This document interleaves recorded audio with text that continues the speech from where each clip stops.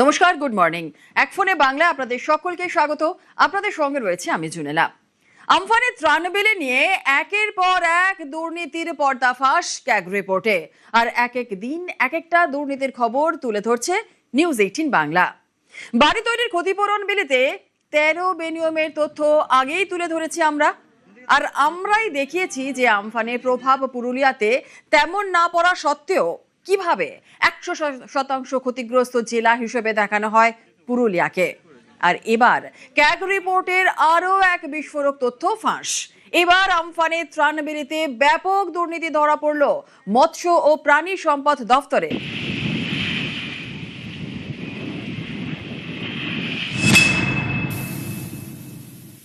CAG রিপোর্টে এবার Amphan নিয়ে মৎস্য দপ্তর ও প্রাণী সম্পদ দপ্তর নিয়েও অনিয়মের তথ্য তুলে ধরা হলো, এবং সেই তথ্যে বলা হয়েছে একই ব্যক্তিকে একাধিকবার টাকা দেওয়া হয়েছে মূলত মৎস্য দপ্তরের অধীনে ক্ষতিপূরণ বাবদ। শুধু মৎস্য দপ্তর নয়, প্রাণী সম্পদ দপ্তরের অধীনেও ক্ষতিপূরণ বাবদ একই অভিযোগের কথা, একই প্রমাণের কথা সিএজি রিপোর্টে বলা হয়েছে।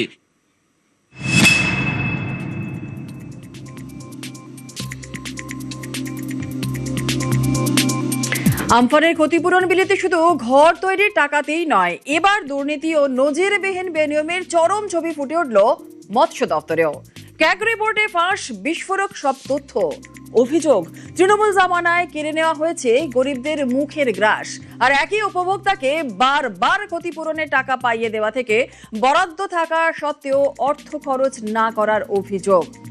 আরো একবার আমফানের ত্রাণের ক্ষতিপূরণ বিলিতে জালিয়াতির পর্দা ফাঁস করল নিউজ 18 বাংলা।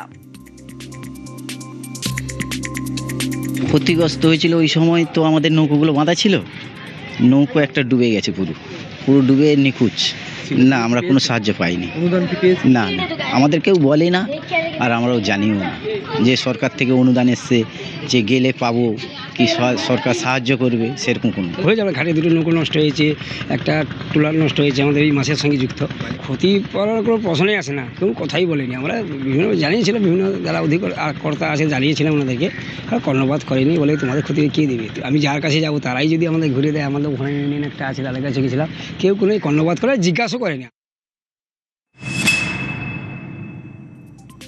শুধু মৎস্য দপ্তর নয়, একই রকম ভাবে আমফানের ক্ষতিপূরণ বিলিতে দুর্নীতি হয়েছে প্রাণী সম্পদ দপ্তরেও।